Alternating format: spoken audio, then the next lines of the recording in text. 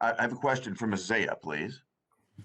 Ms. Zaya, this is a matter of deep concern to me. It's a serious problem in my home state of Tennessee. December 1st, 2018, President Xi promised then President Trump to halt the export of fentanyl and all of the ingredients used to create fentanyl.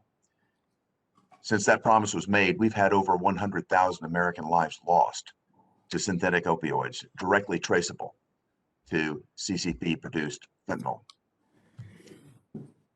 If I think about it, America's done a great job in the current administration and the administration that preceded it in dealing with the COVID-19 situation. But there is no vaccine for the addiction to fentanyl that we're experiencing at the hands of communist China. Can you tell me what your plan is to address this and to hold President Xi to his promise made in December of 2018? Thank you, Senator, for raising a critically important issue. And I just want to express my own concern for the welfare of your constituents. And this was one of the reasons I raised this point in my opening remarks. And as you recounted, I think there was progress made under the previous administration where China agreed to implement controls and schedule fentanyl analogs. But sadly, what happened is we saw transnational criminal organizations adapt and basically shift to using precursor chemicals from China, negating the gains from the previous effort, which was the result of considerable U.S. diplomacy and negotiation. So I absolutely believe that the Chinese government can and must do more to hold its citizens and companies accountable that are supplying these precursors to transnational criminal organizations in Mexico and elsewhere.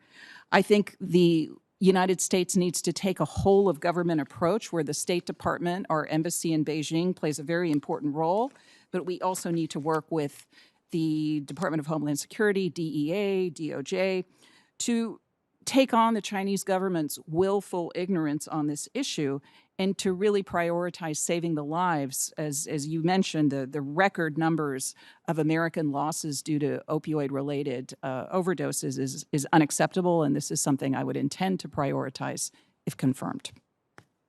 I appreciate your prioritization of that, and I would also underscore the fact that our border has become far more porous at Mexico, and that's where this fentanyl is coming in and being produced in mass quantities. I was just back in my home state of Tennessee talking with sheriffs, with mayors, and what they've told me is something I think is probably being experienced across America, and that's there's been a huge uptick in the number of overdoses since the borders collapsed after the 20th of January.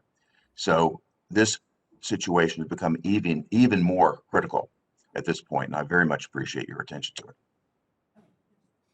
Thank you, Senator, for sharing that information, and I will certainly work to prioritize that in the work of the International Narcotics and Law Enforcement Bureau, and I know this remains a significant priority in terms of our counter-narcotics engagement with Mexico. Thank you, Ms. Zaya. Thank you, Mr. Chairman.